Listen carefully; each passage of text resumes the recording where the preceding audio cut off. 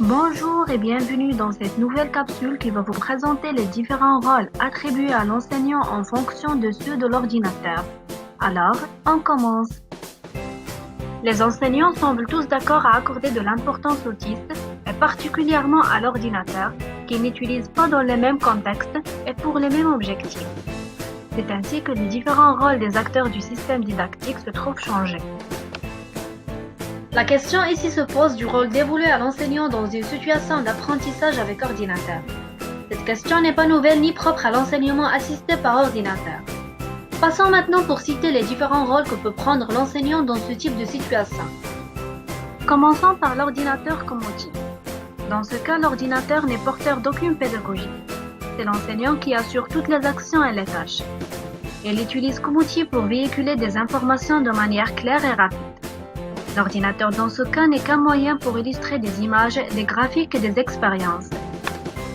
Passons à l'ordinateur comme tuteur. Dans ce cas, l'ordinateur guide les apprenants vers certains types d'apprentissage. Il les amène à se rabattre sur certains logiciels, à suivre un nombre d'étapes où les essais et erreurs se succèdent pour aider les étudiants à reconnaître leurs lacunes et acquérir des savoirs sans l'intervention de l'enseignant.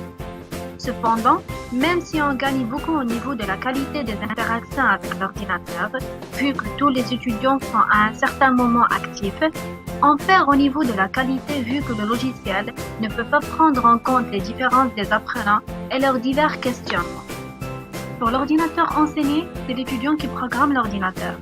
Dans le cadre d'une situation particulière, l'apprenant implémente les variables que la machine prendra en compte et c'est lui qui dicte l'opération à faire et la démarche à suivre. Dans ce cas, les apprenants sont actifs et simulent le fonctionnement d'une expérience ou d'une machine. Finalement, on a l'ordinateur comme environnement pédagogique. Dans ce cas, l'ordinateur fait partie intégrante de la stratégie pédagogique de l'enseignant. Il a un rôle fédérateur puisque c'est à travers lui qu'un environnement pédagogique spécifique est mis en place. Son rôle est celui d'aider l'enseignant à aller plus loin dans ses enseignements et dans les apprentissages. Les avantages qu'apporte l'ordinateur font que l'enseignant se voit changer de rôle. Il devient un accompagnateur qui assure une médiation à distance via l'ordinateur et Internet dans l'objectif de favoriser les apprentissages de ses étudiants. Il n'est plus le maître des savoirs mais plutôt l'une de ses sources, et il est à mentionner que ce rôle est plus exigeant que l'antécédent.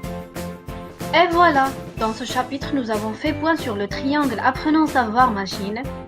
Dans le chapitre suivant, on va traiter tout d'abord le domaine pluridisciplinaire des environnements informatiques pour l'apprentissage humain.